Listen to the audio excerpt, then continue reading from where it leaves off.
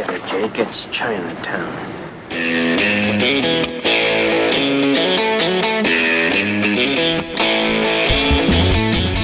Hello and welcome back to the Cine-Files, where this week we continue our exploration of Roman Polanski's Chinatown. My name is Steve Morris. I'm a filmmaker and directing instructor in Los Angeles, California.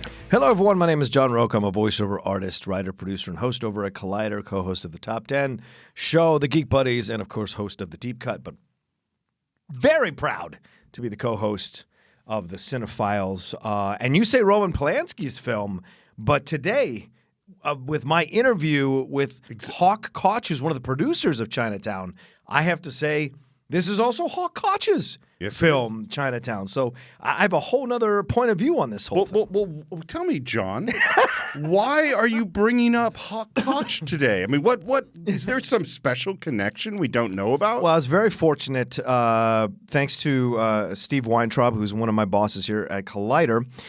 He mentioned that he just randomly at a film screening struck up a conversation with Hawk Koch, who was a very extroverted guy. As they were having the conversation, Hawk Koch was talking about old Hollywood and old school Hollywood, mentioned all these 70s films.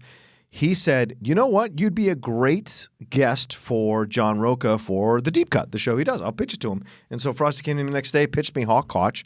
I had no idea who he was at the time. And then when I did the research on him, within 5 minutes, I was extremely excited to interview him because he's produced Rosemary's Baby, The Way We Were, even some comedies like Wayne's World, Keeping the Faith. Peggy Sue Got Married, even The Beautician and The Beast. So it was so great to sit down and talk with him for an hour on The Deep Cut, which will come out in the next couple of weeks. But we talked a little bit about Chinatown, and he's a very, very big fan of Roman Polanski. And he said Polanski taught me so much about making a movie while he was on the set producing the film. I'm sure. I mean, how could you? I mean, whatever we've had to say about Polanski, and obviously we got stuff to say, he's a master filmmaker. He also said we should find the time, if we haven't already. I don't remember what we said in part one fully right now, but he said Jerry Goldsmith did the score, started working on this 2 weeks before. He was handed the project 2 weeks before. 9 days. Shooting. Yeah, Insane. I was going to talk about it at the end, but, please. No, of course. It's they had a composer. Yes. And the composer did the score for the whole film, and they did screenings, and basically the word came back of, this movie is amazing. This score is terrible. Yeah. And 9 days before it was to be released, they brought in Jerry Goldsmith. Unfortunately, Polanski had a gig in Europe to direct an opera. So he had to leave, and he had to trust the editor and our good friend Bob Evans to supervise the score. And it's one of my favorite Jerry Goldsmith scores, 9 days. Well, and here's one last thing with Hawk Koch. The reason he was in also was because he's written a memoir about his time and all these movie sets, and also about his relationship with his father. That's what the book is really about. His broken relationship with his father and how he found his way to repair it later in life. Really fantastic book. But he got to read it to Bob Evans before Bob Evans passed. Wow. He told me that. He said a couple of weeks before Bob Evans passed, he went there with his wife, who helped him co-write the book, and they sat and read the entire book to Bob while he was lying in bed.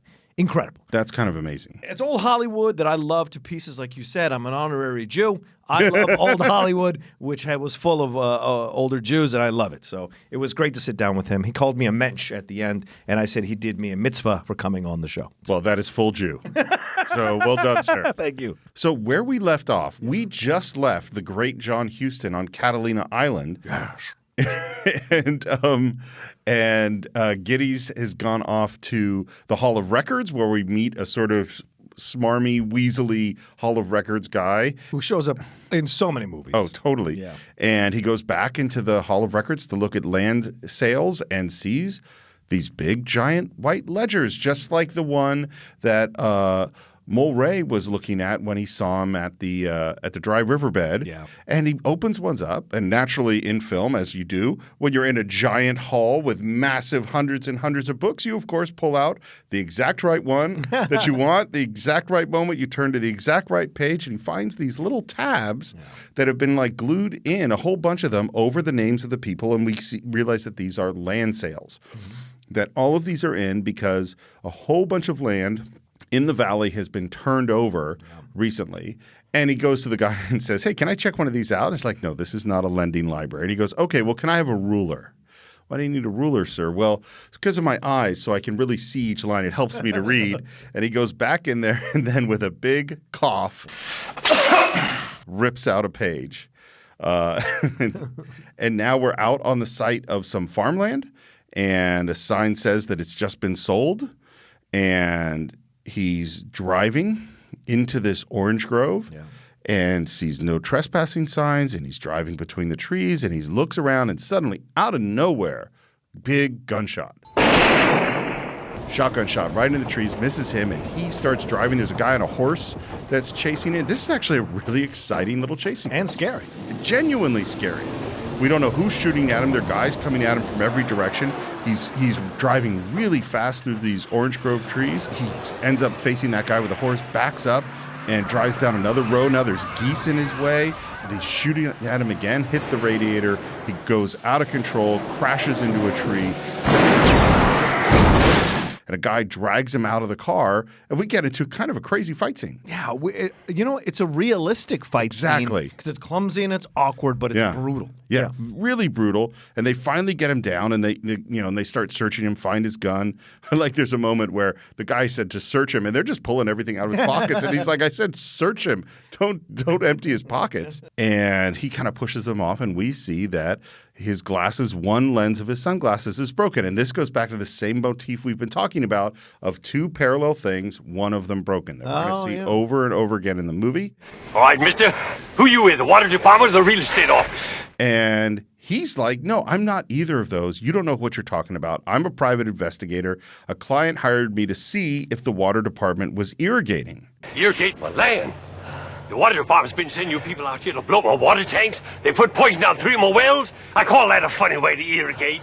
They ask who hired him. He says Mulray. And they go, well, that's the son of the bitch who's done this to us. Mulray's dead. You don't know what you're talking about, you dumb Okie. What do you think about when you hear dumb Okie? Well, of course, Okie from Muskogee is what I think about that song. Of course, I think about the Grapes of Wrath. No, yeah, this right. is exactly the same moment. Yes. This is the mid-30s. This is probably 2 or 3 years after the Grapes of Wrath takes place. Right. He doesn't like being called an Okie. Who does? And he gets a big old kick in the balls from Gittes. Right. And he does pretty well against those 3 guys until he gets knocked upside the head with the crutch. Yeah. Right to the ground. Yeah. And we fade in, and who's there but Faye Dunaway, Evelyn Mulray, looking down at him because – and this is a really weird – like right as he said, I'm working for a client, he actually hands them his contract or something because otherwise how the hell do they know how to call Evelyn Mulray, which they do. And we cut to them driving. Beautiful, beautiful shot of them driving. She's driving. And now we kind of hear what he started to figure out what's going on, which is this dam is a con job because if you can bring water to the valley and the valley suddenly becomes valuable, way more valuable than just farmland. And so they are pulling water away from the farmers in order to buy up the land cheap. And then when the dam is built, there'll be all this water and the land will become super, super valuable. Finally figured out. Remember way back in part 1, we talked about that he got the call from Ida Sessions saying, look in the obituary. Right. And he had looked in the obituary, and one of the names that he had seen as he tore that out from the paper was Jasper Lamar Crabbin. And he died 2 weeks ago. But strangely enough, he bought some land 1 week ago. So we're using all these dead people's names to buy up land. And the reality is, although the facts of this are totally different, the reality was there was a huge land grab in the San Fernando Valley, and it did have to do with water. And Mulholland, William Mulholland, we talked about in part 1, his partner Fred Eaton, who had been the mayor of Los Angeles, he was running a major, major scam and bought up millions and millions of dollars worth of land in the San Fernando Valley. And there's also land grabs in the Owens Valley, which is where all that water came from. And I have a personal story about this. Please. So my grandmother went to UCLA in 1935, so 2 years before this movie was made. And my great-grandfather, who was fairly wealthy, and he had owned a company that built part of the Golden Gate Bridge. So that was, a big construction company. He drives down with my grandmother to get her into Westwood. And while he's there, there's a guy who wants to sell him the land of a whole bunch of orange groves in 1935. Wow. And he says no. And those orange groves were right along a little street near Westwood called Wilshire Boulevard. Oh. It was like a mile of farmland on Wilshire Boulevard that my great-grandfather chose not to buy. What a different world it could have been. Yeah. But he also was not part of a horrible land scam. True, that's fair. You know, a la Noah Cross in Chinatown.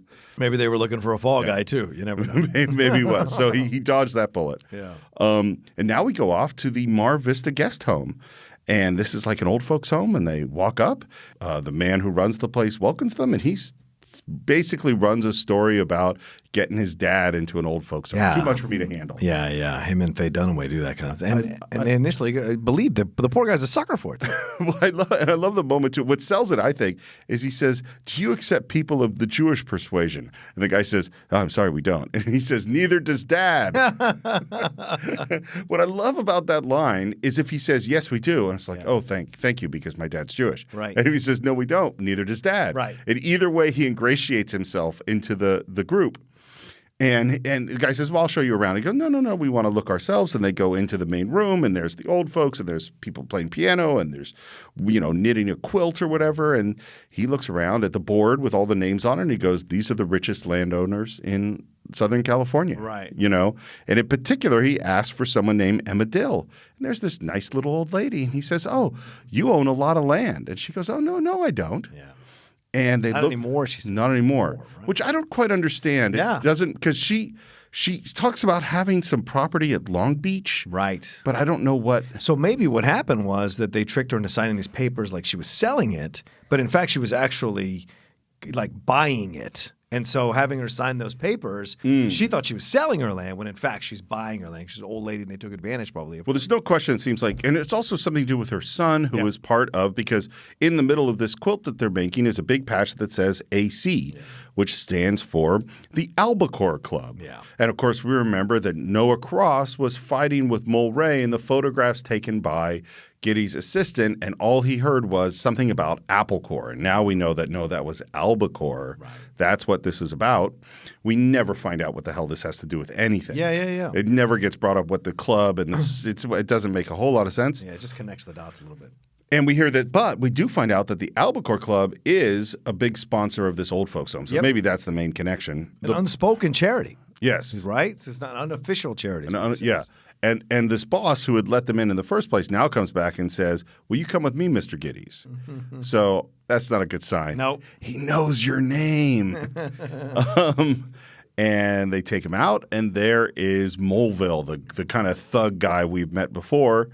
And Jake is kind of going, "Well, let's get the lady out." And then he just goes at him. Absolutely pummels the guy. Wipes him out. I love the pull the jacket over the head move. Yeah, of course. That's a classic.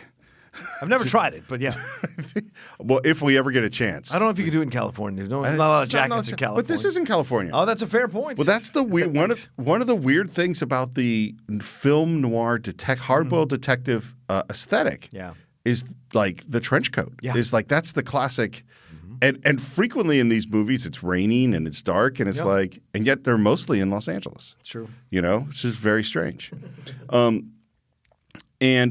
he kicks the gun away and he gets out and he's really about to get caught because running up now we see Roman Polanski, our guy who's the nose cutter. Right. But fortunately, who drives up right then is Evelyn with the car, jumps on the what's it called? The sideboard. The sideboard, yeah. Which is awesome. I wish cars still had those. They go away and we just get out. I also think this scene kind of foreshadows what's going to happen later because you see him shooting after the car, like what will happen later with Evelyn. Mm-hmm. Someone shooting after the car again. And she, by the way, is checking her left eye. Yeah. And that is the eye that's going to get shot later. I'm just saying. It's a little bit of foreshadowing from Polanski in there. There's no question that there's some foreshadowing there because we're going to get even farther because we get back to Faye's place. Yeah. And nobody's there. Maid's gone. What do you mean you sent him away for the weekend? Yeah, that was exactly what I was trying to get to. And she says, "Why do you ask?" He says, "Well, it's just an innocent question." No question from you is innocent, Mr. Gittes. And she asked, "Does this happen to you often?" And he says, "This hasn't happened in a long time." When was the last time? Why? It's an innocent question. In Chinatown. What were you doing there? As little as possible. which is exactly what the vice police officer told Robert Town when he talked to him about Chinatown. What do you do there? We do as little as possible. And then she asked, why did you leave the police force? Doesn't answer the question. Asked for some peroxide because his nose is now all messed up. He's been in multiple fights. And they go into the bathroom. She brings the peroxide. He takes off the bandage, revealing his messed up nose, which she sees for the first time. Clearly has a reaction to it. And, of course, we know where this is going. They're close to each other. They're touching each other. She's applying the peroxide. It's dripping. It's painful. And he, of course, is staring at her eyes. What about it? What? Something black in the green part of your eye. Oh, that. It's a flaw in the iris. Flaw? Yes, just a sort of birthmark. Again, we have a pair of things, one of them flawed. And the sexual tension is really high. And then, of course, they kiss, and we have that trumpet and that beautiful, sexy music from Jerry Goldsmith. That's what it sounds like when you have sex. For you young kids. There's a trumpet and some loud noises. Anyway. There's so many jokes that popped into my mind. I'm not saying any of them. It's not that kind of show. Danny can blow your horn. Anyway. I will say Yes. I will say one thing. Do you feel good about this hookup? No. No, because she is like so vulnerable and all over the place. And he is trying to figure this whole thing out. And I don't know what his angle is here. And it feels it fits the noir, but it doesn't feel as magical as some of the other noir hookups are, and tragic, but it feels, I don't know, it feels clumsy and forced at times. For me, the having the femme fatale in the noir movie not telling everything to the hero, that's normal. That's Right. part of the standard. Right. And even having some mix of good and evil within the romantic relationship and creating tension, that's also part of the standard. Right. But there's something and here's what's hard. I can't have not seen this movie before.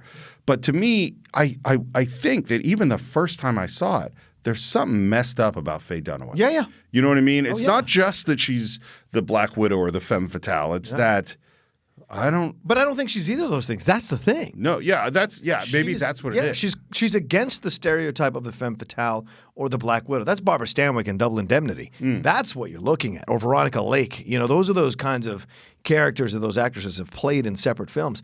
But here, this is a woman who's been raped or convinced that she was in a consensual sexual relationship with her father.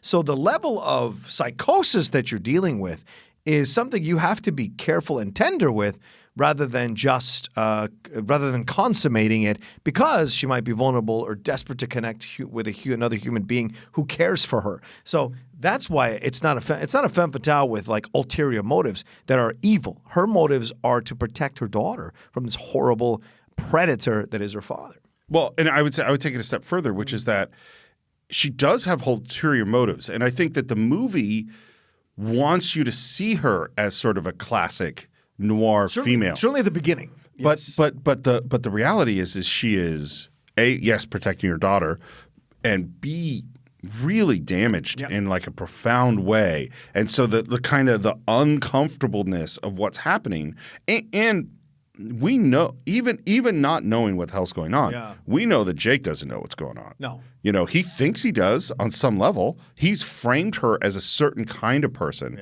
but he's not right. He's not in any like position either, to be honest. He's like, and we find that out later from who's the sergeant again, Escobar. Yeah. When he says, "Please, he's a lieutenant." I'm sorry, Lieutenant. Do not Escobar. demote him. I apologize, Lieutenant Escobar. When he says later on, he says, "You just never learn, do you, Jake?" So this is a pattern of his to get into these situations with these women, with these girls, and he's going to talk about it in just a couple of minutes. That's what I was going to say. Yeah, that's where we're going to get to because she's continued to ask him about him on the police force, and we get down to Chinatown again, and she says, you know, what happened? And he said, to me, it was just bad luck. And he says, and this is the movie in a lot of ways. He says, you can't always know what's going on. I was trying to keep someone from being hurt. ended up making sure that she was hurt. Was there a woman involved? Of course. And then she says, dead? And the phone rings. Mm-hmm. And we do not answer that question. Yeah. I don't know how parallel what happened to Jake in Chinatown is. Yeah. But it seems pretty close. Yeah. You know? Yeah. And the thing is, he thinks he learned his lesson. Right. Right. But he hasn't. No. He's more harder edge. He thinks he's more aware, more Smarter.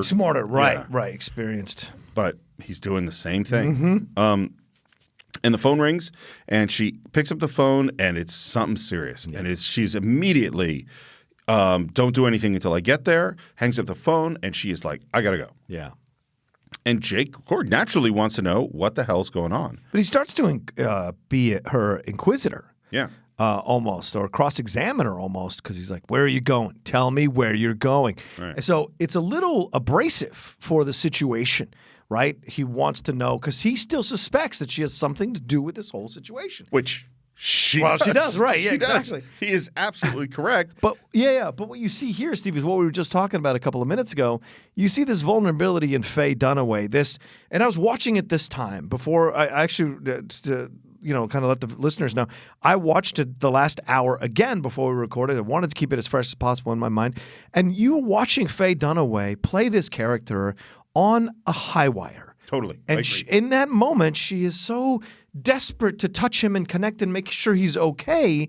And at the same time, she knows she has to go and take care of, which we assume is her daughter, which we find out later is her daughter, to make sure she's okay. So she's saying to him, please trust me on this. Please don't push me on this, blah, blah, blah.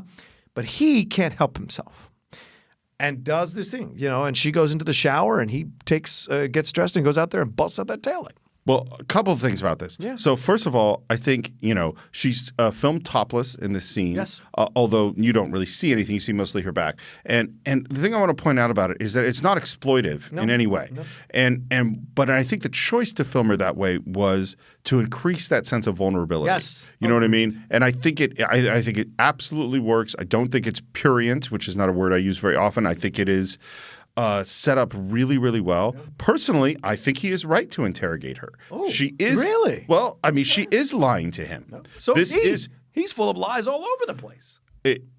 Yes, I suppose that's true. But he was hired as a detective. His clear goal. I mean, he said, "I want to look into this and find out what happened." Yeah. She is hiding the girl that she said she doesn't know where she is. Yeah. And and then she says to him, "Don't be angry. It has nothing to do with you or any of this. This is total lie." Right. And he knows that she's lying. And then he does just as she says. When she goes off to the shower, he goes and breaks one taillight on the car, which is going to make it easier to follow her. And again, we have two parallel items, one damaged. Great points. And one more thing, though, we should say before she goes is that she does say, that fishing club, which is the Albacore Club the old lady mentioned, it has something to do with my father. He goes, what? And he goes, he owns it. Oh, this is a big moment here, yeah. Yeah. And, of course, Jack already knew that. Yeah. He was out at Catalina. And she's like, And he said, yeah, I saw him. Which is, to your point, is that he didn't tell her, I just hung out with your dad. That's what I'm saying. Yeah. He's got his own scenes.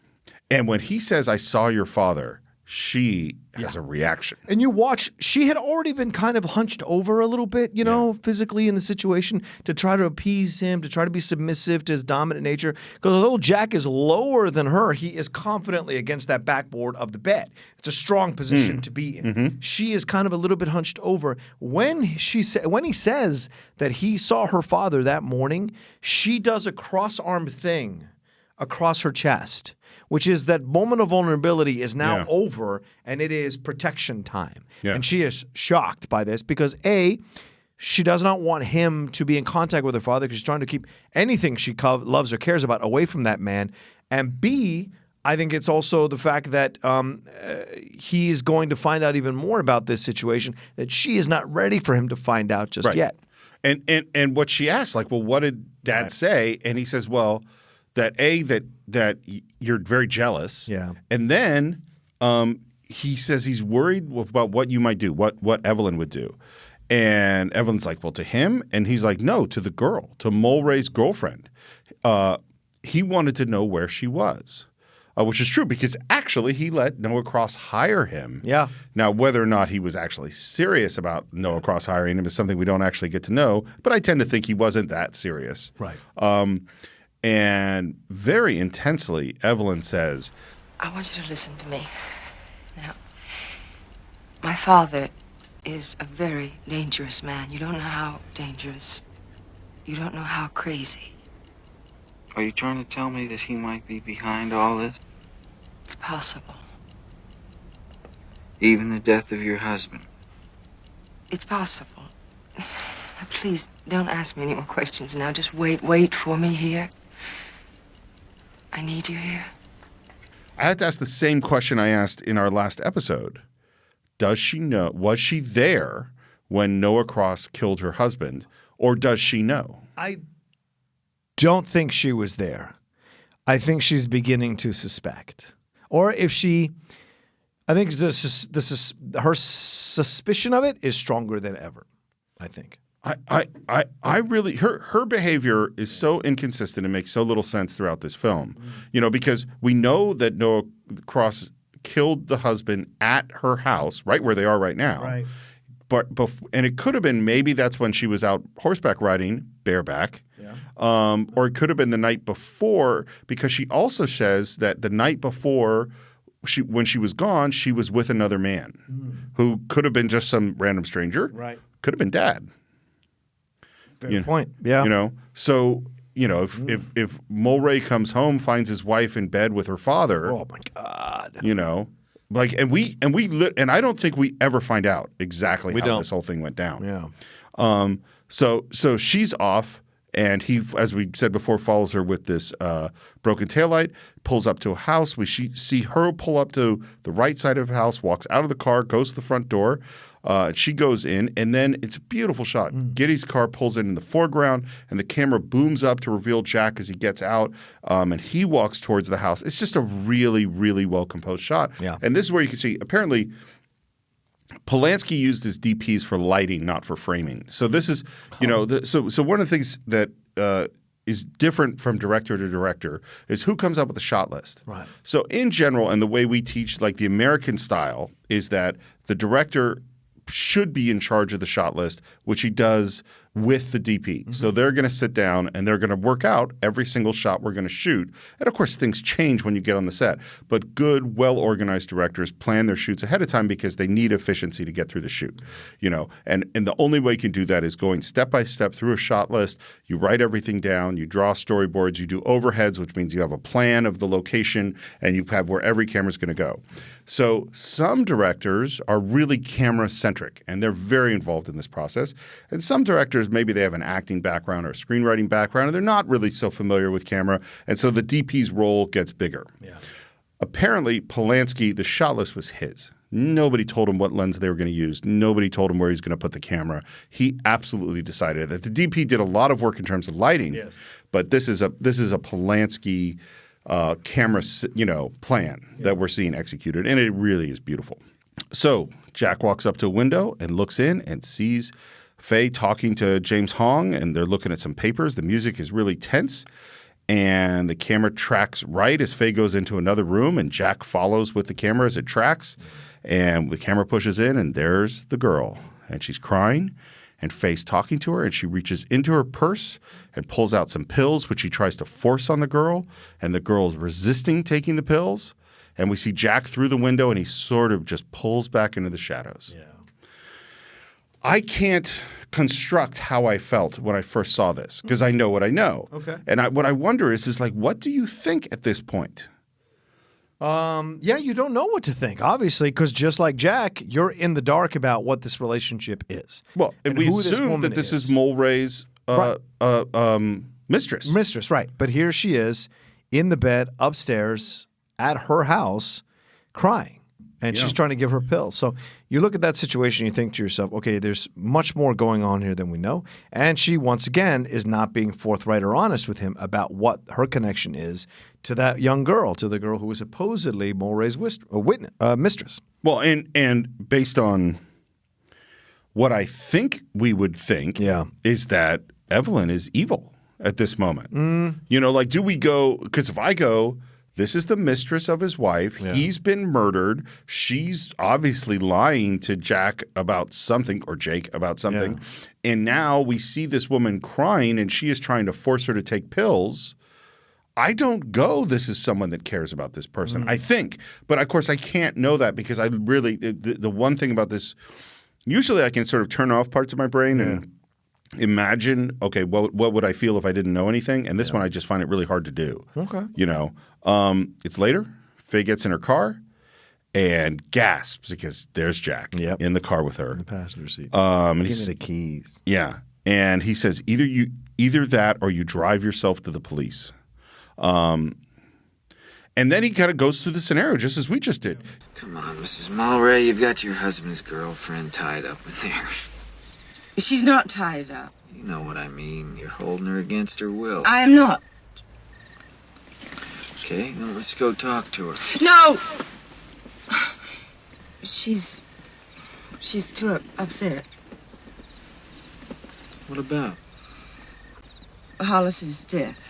So she says she's upset about Hollis's death. Right. Is that what she's upset about? We don't find out very much at all about Catherine. Yeah. Well, and one of the big questions is, was Catherine actually, this is the girl, was Catherine actually the mistress of Hollis? Yeah. Because the movie kind of wants to have it both ways. I don't think she is. I think, once again, it was a father-daughter thing on the water. When those pictures and whatever. Right. Because there's no kissing on the lips. There's no real affectionate moments between them. So I think this is just him connecting with Evelyn's daughter. Well, the movie wants to kind of paint Hollis as a really good guy. Yes. And my guess is that's probably true. But the movie also doesn't really explain why did Hollis have this apartment? Why was the girl staying at the apartment? Right. You know, like what exactly? We know that the girl was in Mexico. We find this out later for a while. We don't know when she came back from Mexico or why or how and what the relationship with Hollis is. And of course, Jake is kind of interpreting it as, no, you have captured the girlfriend of Hollis to shut her up. Which is what Noah had told him. Yeah. She's jealous. I'm She's afraid jealous. of what Evelyn will do. Yeah. And she has a reaction and she puts her head forward and hits the horn, which is kind of a great moment. Yeah. And then finally she says, stuttering, She's my sister. And he goes, take it easy. She's your sister? She's your sister? Why all the secrecy? And then she can't talk anymore. And he says, well, is it because she was seeing your husband? And she nods. Yes. Right. I would never have harmed Hollis. He was the most gentle, decent man imaginable. Why is she telling him that she was having an affair with her husband if she wasn't? Or even if she was? I don't know. I mean, like you said, she's very confusing in her reactions to things. Yeah. Her nodding her head doesn't mean necessarily that there was an affair here. But what could be an ugly truth is that she might have been using her, like Noah used Evelyn. She might have been using her daughter to get out of this situation with Hollis or what have you, or out of the situation with Noah. I don't know. Well, and I think what we can say is that this is a very a woman who's been through horrible, horrible things, is in a terrible mental state, and is not willing to really face the reality. You know, doesn't want to speak the real reality out loud. And maybe this is just some way of, you know, she is continually with Jake releasing only as much information as is absolutely necessary. Yep. And so maybe this is her way of getting him to stop asking questions. Controlling the narrative. And Jake gets out and he says, I'll see you tomorrow. Right. And she's basically like, well, aren't you coming back with me? Don't worry, I'm not going to tell anybody about this. That's not what I meant. Which obviously means she wants him back in her bed. Right. And he says, I'm tired, Mrs. Mulray. Good night. It's a bit of a passive-aggressive shade move. Well, because he gets out of the car, he calls her by that Mrs. Mulray crap and says good night, just kind of walks away. There's no moment of affection. He's just finished making love to this woman like an hour ago. Baby. Well, she just finished lying to him really, really strongly about some really heavy shit. He lied about the dad. I don't think it's as heavy. What? I'm just saying. All right. I'm not with Jake as a good person necessarily in this film. I don't think he's a good person. But I'm with you. I agree with that. But I also don't think he should go back and sleep with this woman. No, I agree with you. You know, him saying like good night, that seems to make sense. But it was a bit of a pouty good night is what I thought. There's no question about it. Yeah. But you know, I'm kind of you know, listen, I don't know how to say this exactly the right way. You've had more experience ending up with crazy people than me. How dare you? You have mentioned certain Not stories. ended up with. Well, certainly dated. You've been in a situation where my guess is you have said, "Good night, Mrs. Mulray." Oh, I've certainly had my pouting moments with some of the. And I hesitate in 2019 to use this word, and I hope people can forgive me, especially the female listeners. But the unstable element of some of my dates or some of the people I've dated that for was a perfectly reasonable way. Some people are unstable. Yeah, I mean, male or female. Yeah, that is not a sexist comment at all. Okay, good. I don't intend it. So I'm sure many women will contend that there are quite a few unstable men they've dated in their lives. Any unstable people currently listening to this podcast, we apologize. We meant no personal offense. But we might say, good night, Miss Mulray. Good night, Miss Mulray. Yeah. Anyway. Jake's back home, gets out of the shower, puts on some beautiful maroon pajamas. Those are some nice pajamas. Really nice pajamas. I was thinking to myself, I think those are like Bob Evans pajamas. Oh, probably. Because he was always, he had a whole thing of like doing TV shows in his bed and having meetings in his pajamas. So that's kind of what I think. It's a great silk pajamas. And the phone rings. He doesn't want to answer it. It keeps ringing. Finally, he answers it. And we hear Ida Sessions wants to see you. Yeah. This is, of course, the woman that hired him. This is a great question. Yeah, right? I have no idea. I thought it was Escobar until later. I mean, like, why would Escobar call on this? He would just say, Jake, come on down. I mean, they're the police. Why would he have to do this whole subterfuge? Right. And why would Noah Cross and those bad guys try to set this thing up? Because they don't want Jake to find Ida Sessions. Mm-hmm. Like who would want to find the dead body and connect it with this whole thing? That's what I wonder about. Well, okay, so here's a little spoiler alert on my feelings on this podcast. Okay. As we've been discussing, like, what is really going on? What did Evelyn know? Why did Noah Cross did this? At what point was this thing happening? Right. As all that stuff is happening and trying to work out the truth, I don't think there's a truth here. Okay. I think that, so in general, my advice to screenwriters is the plan has to make sense, even if the plan never happens. Mm-hmm. So if you have Thanos who's come up with a plan, or Hans Gruber who's come to a plan, I'm going to do this, to do this, to do this, the plan should make sense. And the fact that John McClane shows up and messes up the plan means that it never gets there. But we should be examining the moves of the bad guy and go, this makes sense. Right. I don't think Chinatown makes sense. I think, and I don't, and this is one of the rare cases where I think the breaking some of the rules of good screenwriting totally work in this film. Yeah. Because part of the point is it's Chinatown. Right. It doesn't we're never ever going to make sense out of this. I have no idea who called. Yeah, and I don't know why. But they do call, and they give an address on Kensington in Echo Park. Again, that's like 6 blocks from my house. He goes to the house. He walks into this building. The door is open, goes inside. Again, we're kind of behind him. It's dark, very subjective camera, and we see dead body of a woman in the shadows. He looks around in the room. He finds a wallet with lots of money. He finds a Social Security card, finds a SAG card, and then we hear... Anything interesting, Gittes? And there is, as we said, Lieutenant Escobar and the guy who's kind of a jerk, and they are asking questions. Yeah. Now... maybe the intention is they called him. I mean, clearly, or they got called at the same time. Well, that's what I wonder about, because it sounds like Escobar on the phone, but it's not him, obviously, like you said. But it could have been his partner. It could have been, but for what reason? Just try to set Jake up. Well, did they don't think that he killed her? I don't know if they do or not. I mean, if they thought he killed her, why would they send her? I mean, why would they have to send him an address? Well, he's already been there. Remember what Evelyn says at the end? She says he owns the cops. He owns the police. Right. So, but he clearly doesn't own Escobar. No. Because Escobar doesn't know who the hell he is when he shows up at the end of the movie. Right, but he might know the diminutive. He might own that diminutive guy we don't like too much. Possible. Speaking of which, he kind of, again, giving Jake shit, asks about the nose and says, "What happened to your nose, Gittes? Somebody slammed a bedroom window on it?" Nope.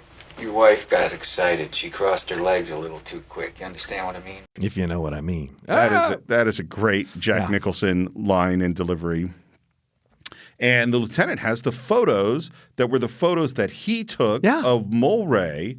So we don't, and I guess that Ida Sessions had these photos, and he's asking like, where are the rest of the photos? Because now he knows that Jake had photos of Mulray and maybe has photos of the murder or evidence like that, because he's starting to think that Evelyn Mulray has hired Jake to cover up for the murder because they're starting to peg her, and that maybe he's extorting from her money because he's got pictures that will be incriminating, and that's what's going on. And of course, he takes exception to that. He's like, no, I wouldn't extort a nickel from my worst enemy.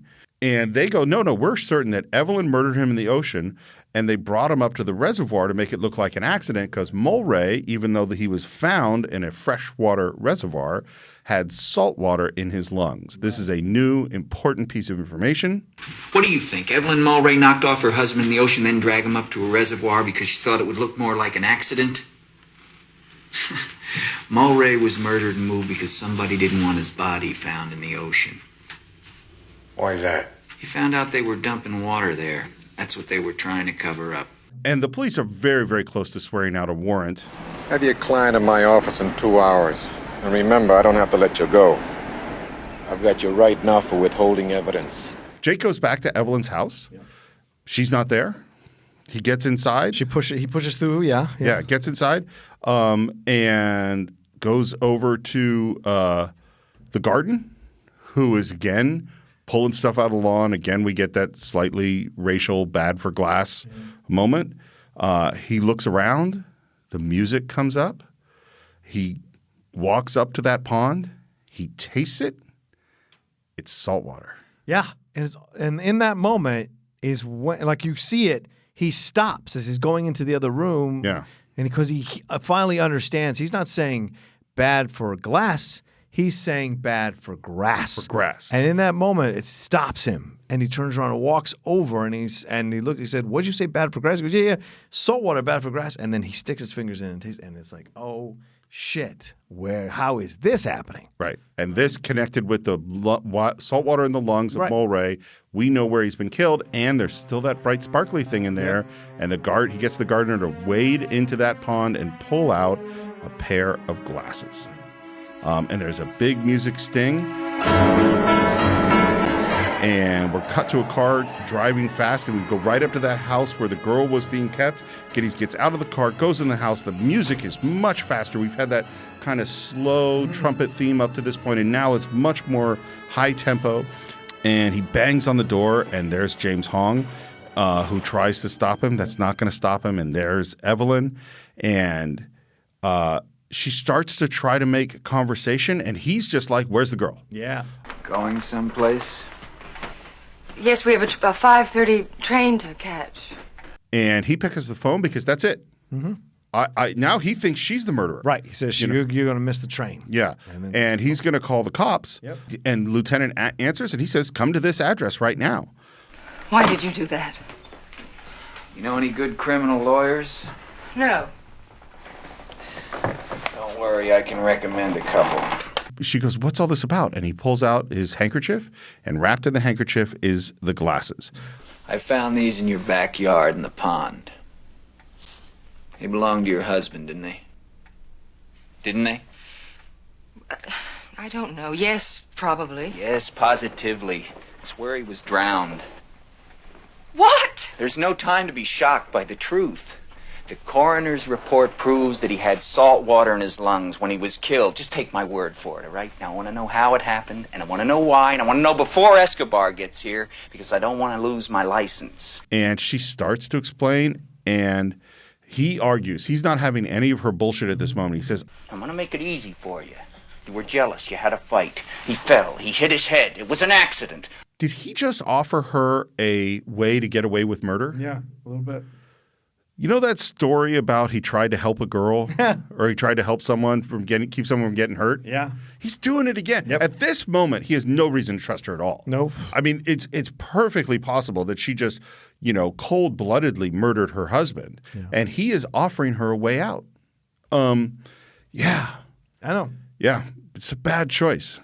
He's a dirty player. But his girl is a witness, so you had to shut her up. You don't have the guts to harm her, but you got the money to keep her mouth shut. Yes or no? No! Who is she? And don't give me that crap about your sister because you don't have a sister. And now we get there. We're there. I'll tell you the truth. Good. What's her name? Catherine. Catherine who? She's my daughter. And he slaps her. I said I want the truth. She's my sister. She's my daughter. My sister, my daughter. I said I want the truth! And he throws her on the couch. She's my sister and my daughter. Yeah, boom. That's one of the moments, man. I mean, you and I both said this isn't our favorite film. Right. But the shock I felt at this moment in the film was so extreme. And it's so powerful and so upsetting. And the scene is so well acted. And what Faye Dunaway does, the way he literally and physically has to drag this out of her. And by the way, these aren't like phony little stage slaps. He is hitting her pretty hard. And because there's just certain things you can't fake. And Faye Dunaway's performance, she seems almost out of body. Yeah. You know what I mean? It's a remarkable moment in film. Now, I always come back to this when we talk about a film that comes close to noir. Now, were you okay with him doing this, slapping her to try to get the truth out of her? Was I okay with him doing it? You weren't okay with Harrison Ford throwing Rich Young against the wall, 6 inches against the wall. But this is like more physically violent. I And it's in the noir. I think we have to step back and talk about what does it mean to be okay. Okay. You know, Oh, fair. Yeah. You know, the definition of okay. Yeah. because It bothered you. what bothers me in films is when I see the director's point of view and biases come out and a sort of societal point of view about a thing come out. So, for instance, one of the most extreme versions that we've talked about is in Braveheart, the way the treatment of the gay son is. Yes, is fair that point. I feel that it's treated comedically. I feel that it doesn't bother me that a character kills the gay lover of his son. What bothers me is the way the film is handling it. Yep. So in Blade Runner, it doesn't bother me that it doesn't bother me that a character is forceful sexually, or even that another character resists and then responds, because humans are humans. Yeah. And like the idea that I think I'm glad you brought this up, because the idea that everybody in film must respond to a particular kind of morality as seen by our society at this moment doesn't make any fucking sense to me. Like, yes, we can have characters to aspire to who behave perfectly. That's why we have a Captain America movie. But that doesn't mean that all films should be like that. Like, we just had the Joker movie recently. We've talked about films like Taxi Driver and all sorts of films where we can care about a character and also be uncomfortable with certain things that they do. Yeah. You know what I mean? So the first thing that will bother me is something out of character. Okay, that'll bother me because that's poor filmmaking. Right. And the other thing that will bother me is like, this is a terrible example. Maybe I'll edit this out of the film. Okay. But I teach film school. I have a lot of students who make films. Many of those films are not good. My job as a teacher is to try to help them make their films better. I had a student who made a film in which, how can I say this very quickly? There was a woman who had been married to an abusive husband. Another woman, she had an affair with this other woman, and now the other woman has come to her cafe where she's a waitress, and it says, "I'm leaving town." And the woman who had been abused, who had just had this affair, says, "I want to go with you. I love you." And the woman that she had an affair with says, "No way. I'm leaving without you." The husband comes to the cafe, finds out about this other woman, and then we cut to the other woman's apartment.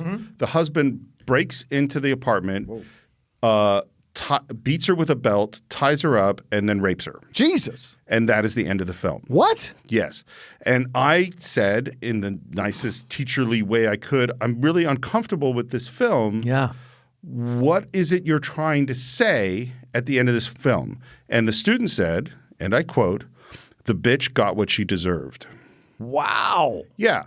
because he felt that even though this woman had been abused by this abusive husband, that the having an affair with someone was terrible and deserved to be beaten and raped. Wow.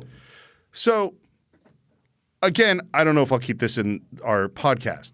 But the point is like that was his personal philosophy, and I would say true misogyny and hatred of women coming out in his filmmaking. Yeah. So in the Blade Runner example, I think we are being told by the filmmaker that this is great, and my problem with it is that he is a slave hunter who has totally done nothing but describe people as its in the moment before, and now he is being forceful sexually with her.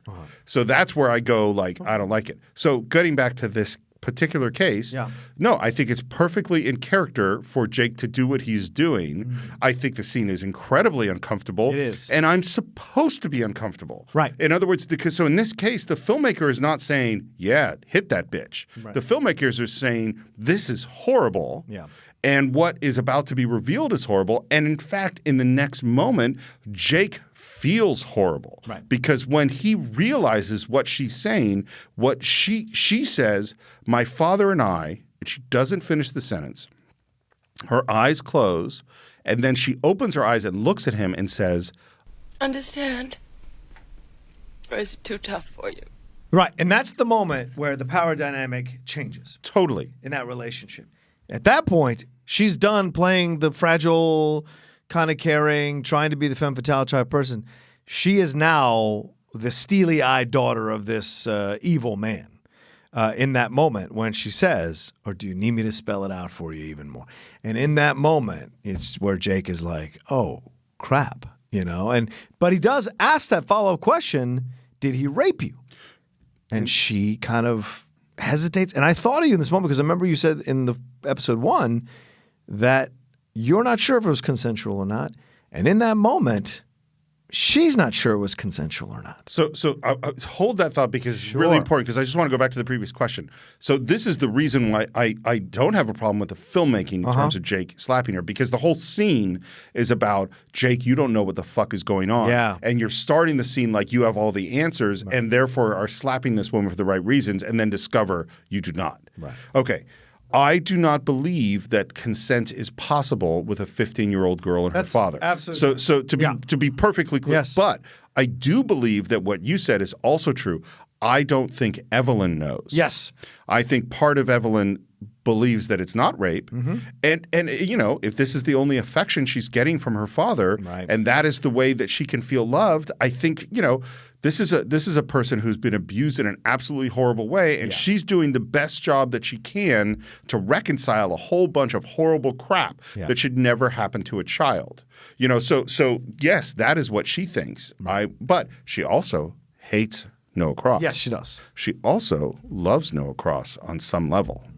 You know, now the degree to which that's the case, we don't really know. Right. And now we kind of hear the real answer. I ran away. To Mexico. Hollis came and took care of me. I couldn't see her. I was 15. 15. 15? Well, I think so. So it's actually a good point. Yeah. We don't know when the sex started. Right. It could have been younger. I would imagine so. I mean, this is also the 70s. Yeah, you could do this in the 70s. Why are we so afraid of things in the? Well, and again, this goes back to the other point of like, I don't believe that the job of film is simply to represent aspirational characters. Right. Sometimes the job of the film is to point a lens at some real shit that is happening in the world and happens all the time that we don't want to look at. I don't think you can solve certain kinds of problems if you don't actually look at it. Well, look how uncomfortable we are, and I might risk irritating some of the fans or listeners now, but look how uncomfortable news organizations and people in power are about the Jeffrey Epstein situation. This is the most current thing in terms of a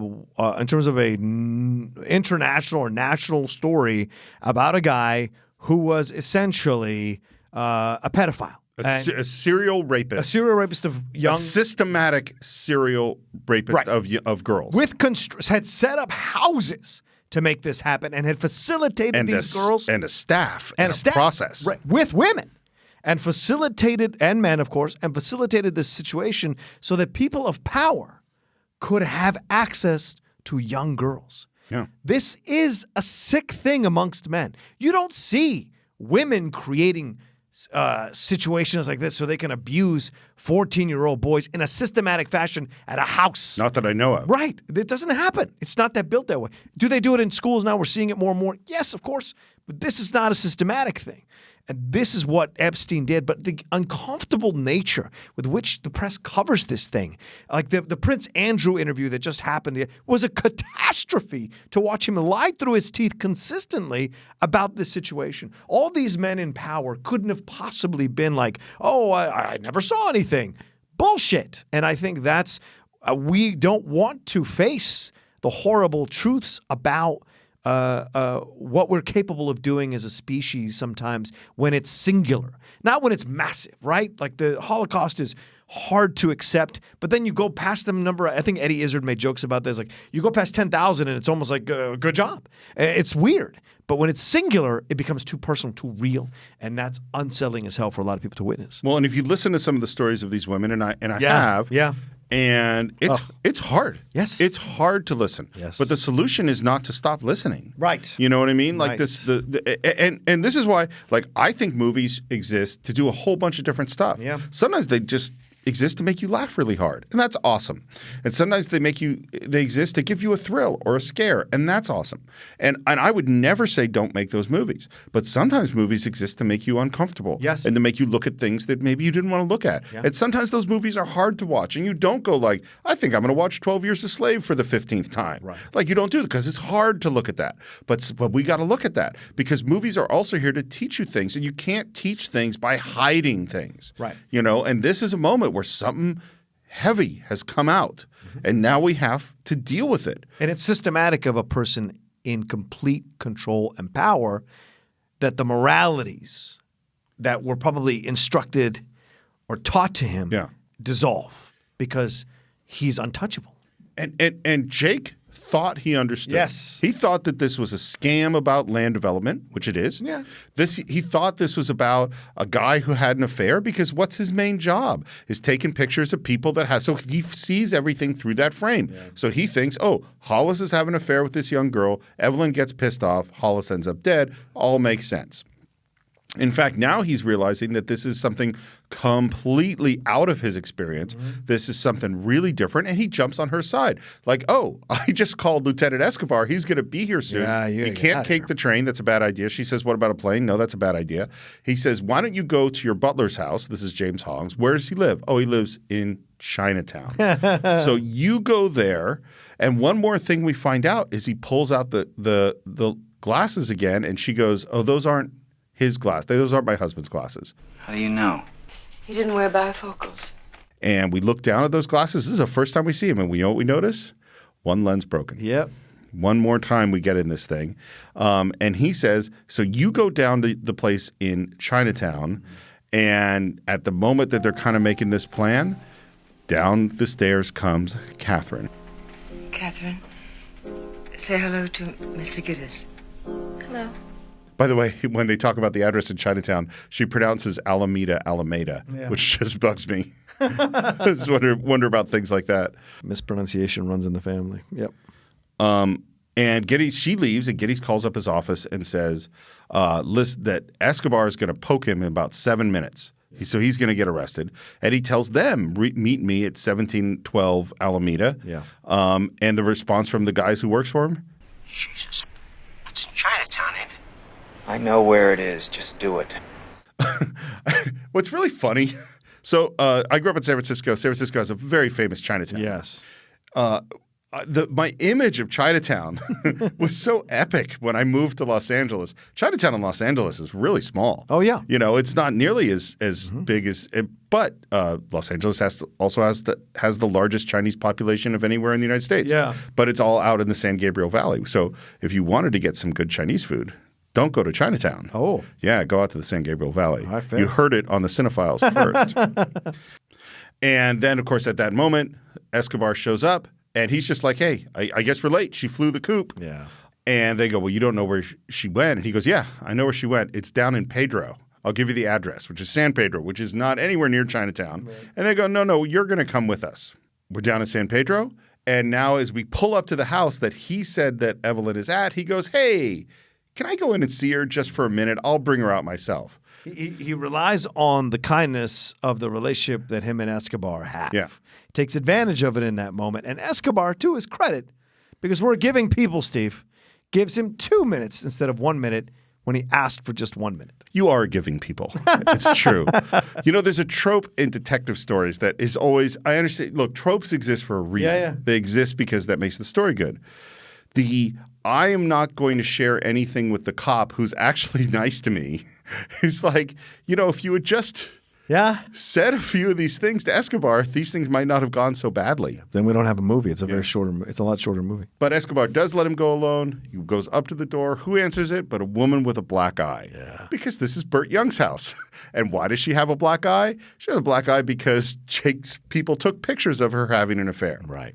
And he basically says, Burt, you owe me a favor. You owe me money to drive me somewhere in your car. Don't ask questions. They get in the car. Yeah. Do you have something to say? Yeah, I think this is such an interesting moment because this is a great nonverbal moment. Her answering the door and just this goddamn guy. Yeah. And her wound has not even healed. It's fresh. No, it's recent. So she has to look at the man who caused this man to do this to her, even though her affair, obviously, blah, blah, blah.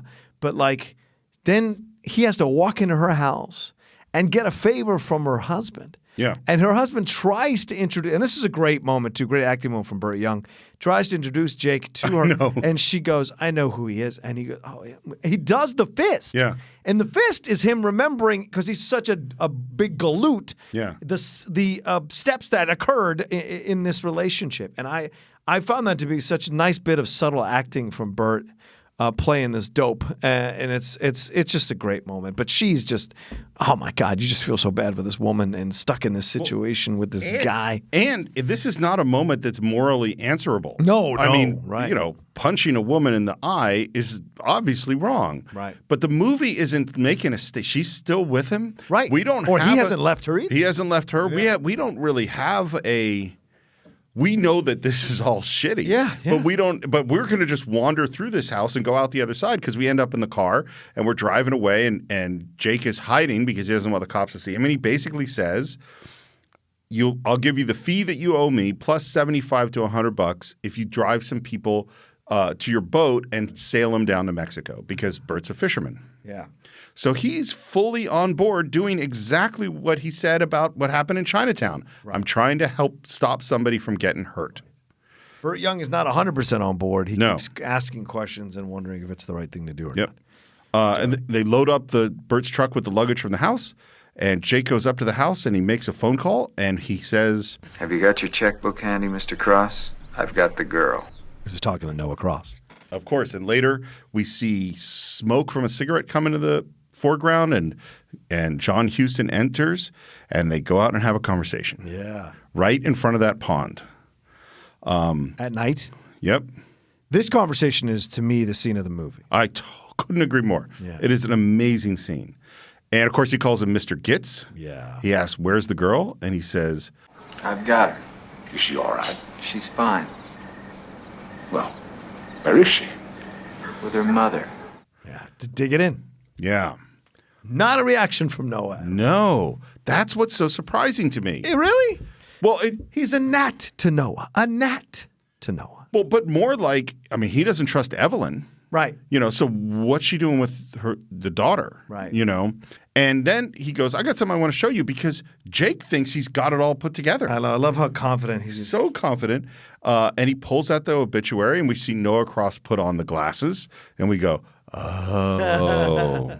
What does it mean? That you killed Hollis Mulray. Right here. In that pond. You drowned him. And you left these. He pulls out the glasses. Yeah.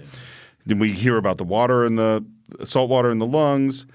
And then Noah just says and speaks, I think, quite admiring about Hollis. Hollis was always fascinated by tide pools. You know what he used to say? I haven't the faintest idea. That's where life begins.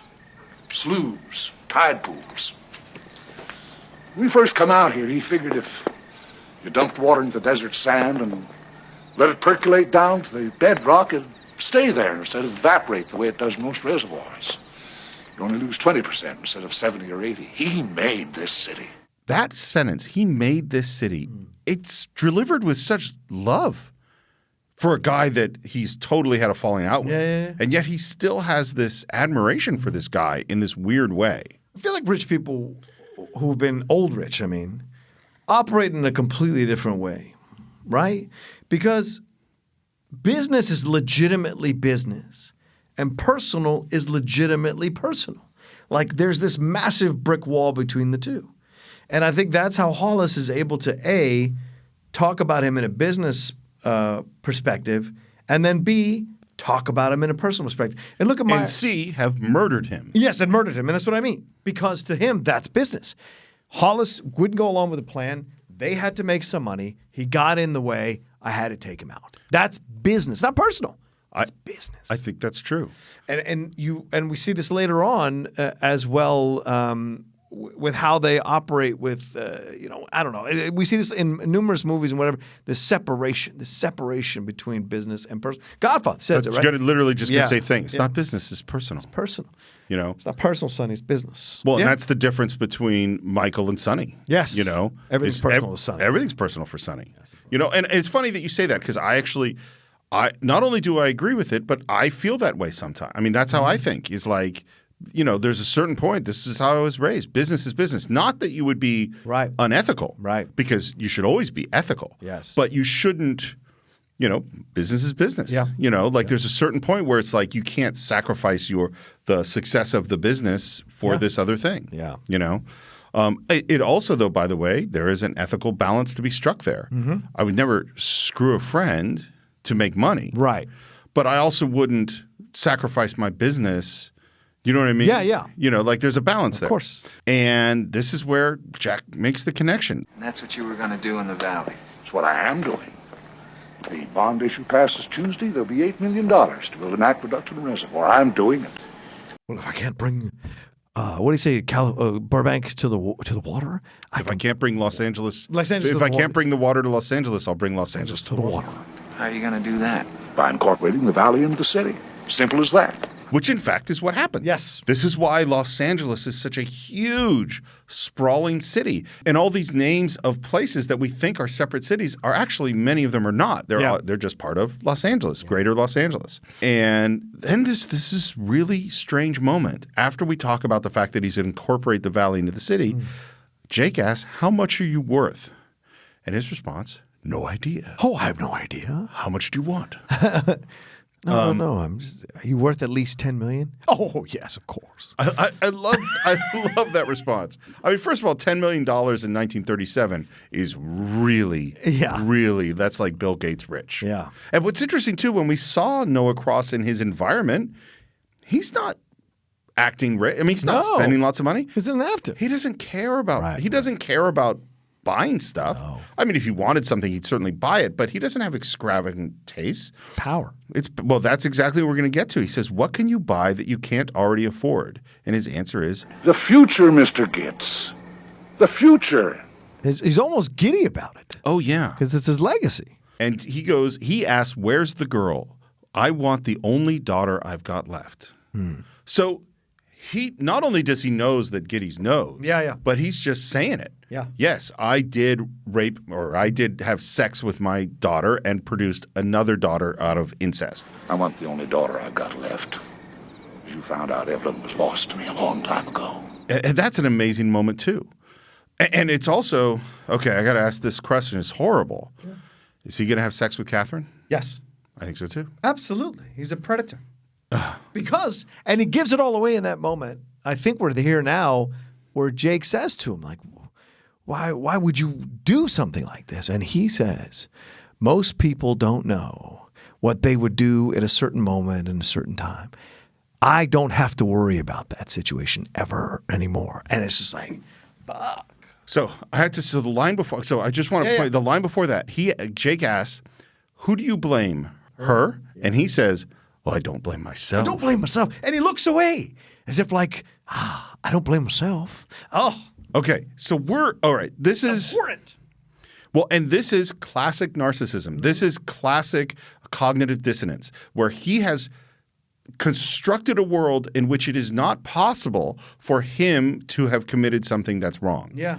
Nothing could be his fault. And this is the result of privilege and of power and of all of those things that allow him to be a person that had sex with his daughter at some young age, at least at 15 and maybe younger, to have had people murdered, to have stolen land from people, to have starved out farmers, to have lied to the taxpayers, to do all of this for his particular vision of the future and not see the contradiction. Right. I mean, that is and I think, man, that's the truth. And I've met people like this. Yes. Who reconstruct the world in order to make it that they're okay. Yep. You know? Yep. And it is vile and disturbing. And I also think, you know, much like we were just talking with about Jeffrey Epstein, is how many people are involved and know about Noah Cross's evil and went along with it either out of greed or fear or denial or all sorts of other stuff. Or their own naked desire for power. Mm-hmm. And that is there.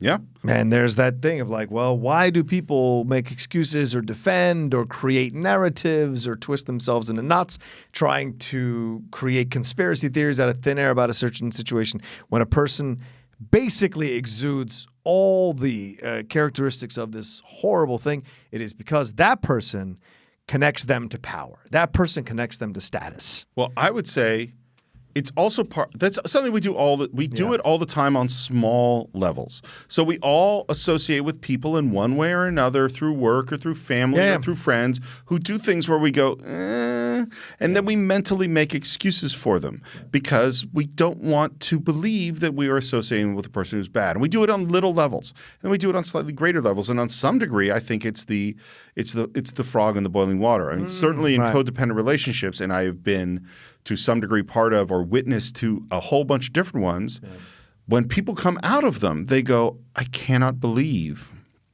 that I allowed it to happen for so long.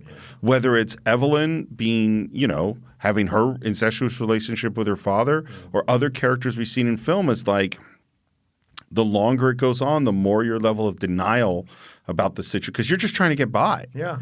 You know, and sometimes you're so deep into it that it would take such an astronomical effort to climb back out of it. You're so deep into the hole with that person that it would be astronomically exhausting. Well, and frequently with these really powerful people, you're at risk. Yeah. If you want to step out, yeah, it's going to be real dangerous for you to do so. Right. And I want to bring up one more point on this line. So Noah Cross has just said, see, Mr. Gittes, most people never have to face the fact that at the right time and the right place, they're capable of anything. This is a film directed by Roman Polanski, who 3 years later is going to drug and rape a 13-year-old girl. Good point. I mean, I don't know what to say about that fact, but I do. But I also go like, how am I going to put this the right way? One of the things that you do when you write a film or when you direct a film is that if you're good at it, you have to see truth in all the perspectives of the film, not just the heroes. You know, like a great actor who plays a terrible person, they had to some degree, find that terrible person in them. That doesn't mean they are that terrible person, but you have to find it. Like if you want to write a movie about a serial killer, you have to spend a lot of time thinking about how to kill people. And you have to do it right if the movie's going to be good. So you're writing Silence of the Lambs, you have to really get behind Hannibal Lecter and Buffalo Bill. So Polanski has this line in his film. Polanski is the survivor of the Nazis. Polanski's family was killed by the Mansons. Do you think that Polanski has spent a little bit of time thinking about what people are capable of? Right. And do you think that time spent thinking about what people are capable of, he began to wonder, what's he capable of? You know, you think you have this character of Noah Cross who rapes a young girl. You have this character of Evelyn in his film who says it wasn't rape. You think that some of those thoughts of whether or not it could be consensual or what is consent, or I mean, they didn't use those terms at those times. Do you think some of that might have gone through Roman Polanski's mind? I of course, I don't know the answer, but you know, there is a certain place where we have to separate the filmmaker from the film, and that people can make a movie about horrible stuff going on and be the nicest, kindest, most lovely person in the world. Yeah. But Roman Polanski is not that. Yeah. And he has a person saying this line about the rape of a child in his film. Enough said. And of course, Jake, who was all sorts of confident in this whole scene, didn't think about the fact that maybe Noah Cross wouldn't have come alone, and there is Mulvihill with a gun. It's not worth it, Mr. Gittes. It's not worth it. There's the girl.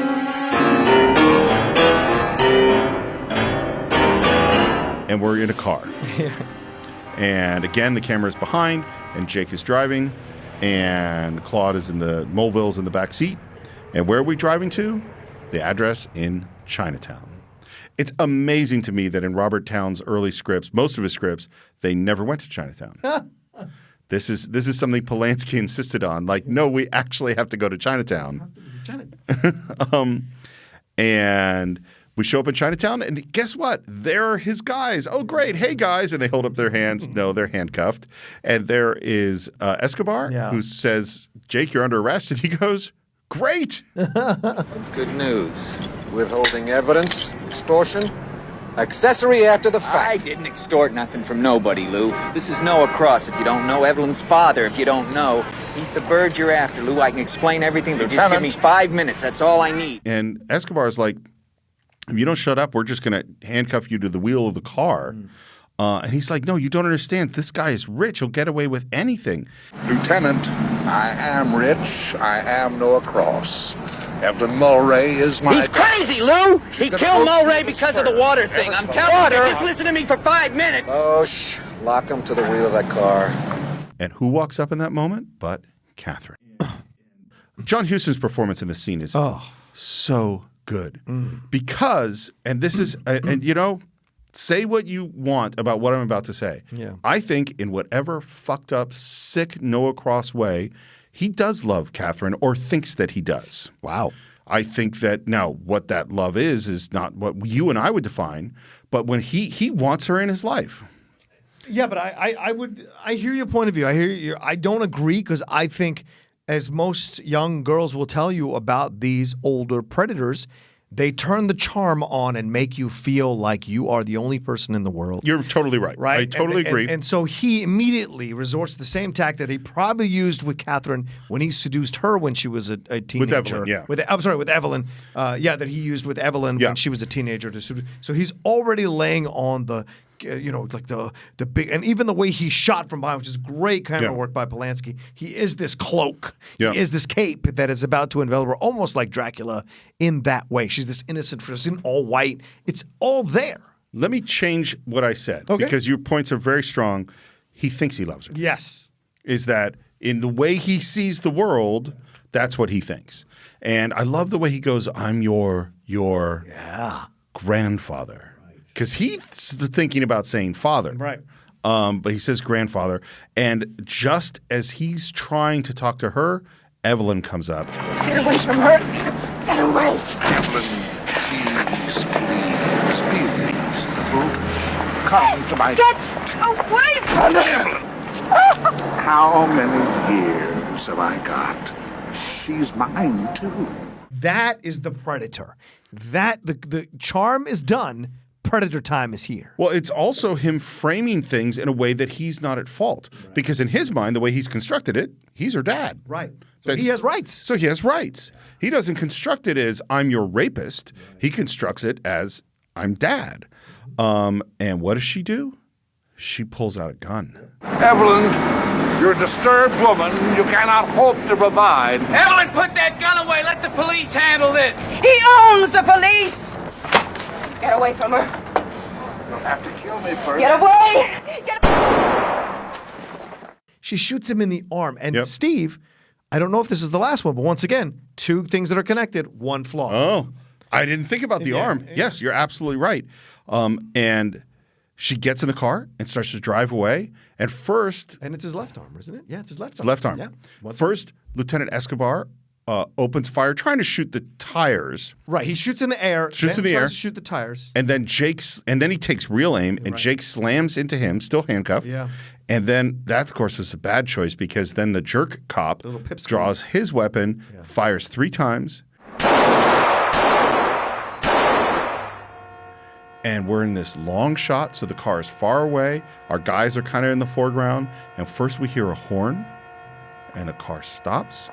And we see our guys kind of slowly walk forward with Lou and Jake handcuffed and Noah Cross and everybody else, because we begin to suspect that something absolutely terrible has happened. And then we hear a woman scream.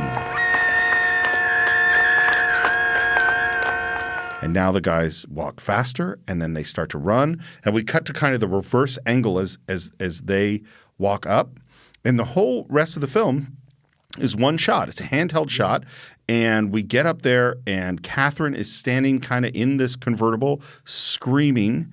They open up the door, and Evelyn falls out, shot through the head, through one eye, through the eye with the flaw. This is our final 2 parallel things, one of them damaged. Gotta call a captain. Get an ambulance. Turn them loose. Turn them all loose. Again, John Huston's performance in this moment of his shock and his says, "Oh Lord, oh Lord." Lord. Oh, Lord. And tries to cover Catherine's face physically and covers her eyes, and she's screaming and she can't stop looking at it. It's just and there is, I don't think there's any way to feel that is the right thing to feel here. Do you know what I mean? It is such a horrible, awful, unfinished, sad, sick, terrible, terrible moment. And Jake is just completely stunned. And the camera pans away from Evelyn and goes over to Jake, who says, "As little as possible." Which is what he said about what did you do in Chinatown. Yeah. And Escobar is like, what was that? Thinking he's like making a joke or something, I think. You want to do your partner a big favor? Take him home. Take him home! Just get him the hell out of here! And they start pulling him away, and it's a hard time to get Jake away. And then we have the final line of the film, which is one of Jake's guys says, "Forget it, Jake. It's Chinatown." And as they walk away, this handheld shot goes back. And what this really is the cameraman is walking back, and he is stepping onto a crane, and then the crane is lifting up the handheld cameraman for our final shot of Chinatown. All right, come on, clear the area. On the sidewalk.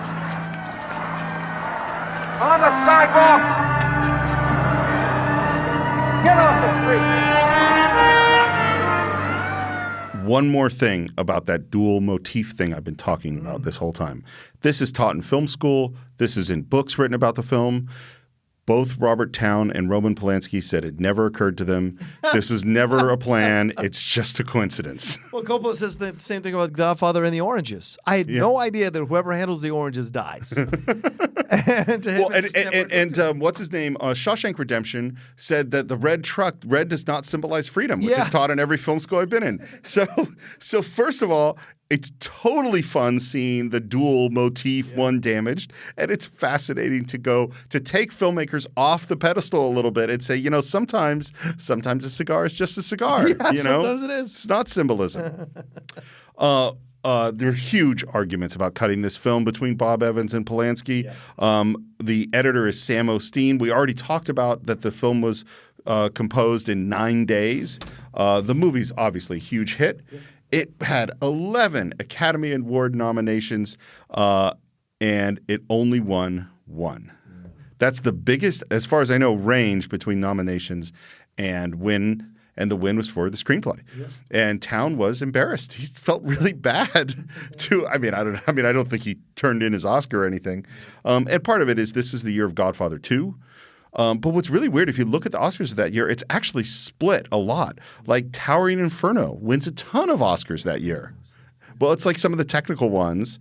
It's really all over the place. Godfather didn't sweep at all. Right. So John, we've reached the end of Chinatown. Do you have final thoughts on this? Yeah, my final thoughts of this, of course, is from my personal point of view. So here's what I'll say. This is a very difficult film for me to come back and watch. It doesn't have a magic to me that it has for other people. It doesn't have an attraction to me that it does for other people. But that being said, I think it's an incredible noir. It's a noir that exists in the sunlight. And it's rare to make a noir work in the sunlight. And Robert Towne, Roman Polanski, Hawk Shore, everybody involved, Hawk Koch, everybody involved in this deserves an incredible amount of credit for creating this film. And obviously, it struck a chord with a lot of people. It is a film that people still talk about. And when you just mention Chinatown, people have a visceral reaction to that word when you're talking about the film. It's an incredible performance from Jack Nicholson. I don't think we ever saw again in any other film. Even as McMurtry in One Flew Over the Cuckoo's Nest, he has a brusqueness, and he is the hero of the piece. He's a very flawed hero in this movie. There is no one really who, to me, which is what separates this film out, there's no real hero in this movie. Everyone is sullied and dirtied by their actions throughout. And that's the thing all over and ironically, maybe I'm wrong. Maybe Evelyn is the hero of this movie because her instincts are pure to somehow find a way to save her daughter from this predator, this vulture that is from her family. It's an incredibly well shot film, incredibly well scored film, phenomenal acting with some fun humor in the weirdest moments of the film. So that's what I would say. It's an incredible noir that needs to be respected and appreciated. It may not be the one that I run back to all the time when I'm thinking about a noir, but I can't help but admire its technical and its technical ability. So you and I are very similar in not loving this film or not having it be one of our go-to favorites, despite the fact that everything you said I agree with. It is beautifully filmed, acted, scored, written. Everything about it is really, really well made. I think in trying to put my finger on what it is that it's the particular kind of ambiguity that is so painful in this film that makes me, these are not waters I want to swim in, for lack of a better metaphor. Yeah. So I don't have, even in very dark films, there's usually something at which I can find to enjoy, albeit in a very dark and painful way sometimes. Yeah. And this one, I don't as much. But I'm really, really glad we did it for the Cine-Files. Yep. This has happened so many times where as a filmmaker and as a thinker about film, this movie has forced me to look at it and to study it and to learn from it in so many ways that I never would have. And this is the big thing that occurred to me as I was kind of trying to figure out how to sum up my feelings is that I think this is a Vietnam era film. And this is what I mean by that, is that when you look at the films, films of the World War II era and before, it was always, there was a good guy. And it was possible to do good. And even if there was the journey to doing good was fraught with mistakes and ethical dilemmas and maybe taking small steps back before you take steps forward, in the end, the hero can win. Yeah. And this movie, that's not the case. This movie, with whatever good intentions you have, stepping into an environment that you really don't understand, whatever good you're trying to do is probably not going to work. Mm-hmm. And that to me, this is 1974. This is the very end of the Vietnam War. And that to me is the lesson of Vietnam, is that you can try to step into Chinatown and when you don't really understand the circumstances, and your intentions might be the best in the world. Yeah. But there are some problems, and if you look at the post-Vietnam era, you look at Iraq and Afghanistan, and you look at nation building, and there's so many problems. John F. Kennedy saying, we will do the things not because they are easy, but because they are hard. That spirit of America can solve the problems of the world slams up against so many things in the 60s and early 70s. And the lesson is, no, you can't. Yeah. No matter how strong or powerful or self-righteous you think you are, you actually can't solve certain problems because, forget it, Jake, it's Chinatown. Yeah. So that's what we think of Chinatown. I hope you've enjoyed this two-part episode. Of course, we always want to hear what you think. Please visit us on our Facebook page. Do a search for the Cine-Files. You can follow us on Twitter and Instagram on our brand new social media platforms. On Twitter, it's at Cine-Files, and on Instagram, it's the Cine-Files Podcast. Thank you very much, Luke Lesson, for setting that up for us. Absolutely. You can subscribe to the show on all the usual places: iTunes, Stitcher, Spotify, and YouTube. Please leave reviews on iTunes. They're the most important thing you can do for the show is leave us a review there. Tell people why you like the show and bring other people to our podcast. Leave comments on YouTube. You could support the show or pick a film on patreon.com/thecine-files. You can buy Chinatown and every other movie we've ever reviewed, along with your new refrigerator, your new macrame set, possibly some products from Amazon Fresh by visiting cinephiles.net. And you can reach me on Twitter at SRMorris and on Instagram at SRMorris1. John, where can they reach you? You can always reach me at The Roca Says on Twitter and on Instagram. See all the things I'm doing there and all the many travels I go on lately. But thank you everyone for listening to this episode. And please go and follow us on all the social media. We're trying to expand the brand as much as possible. We're trying to get more and more people on board with this show. And that one of the things that really helps us do that is having numbers on our social media. So please go. And I guarantee you we're going to be doing fun things on that social media to make your follow worth it for you. And I think that's it for this week. We will see you next time on the Cine-Files with another great film.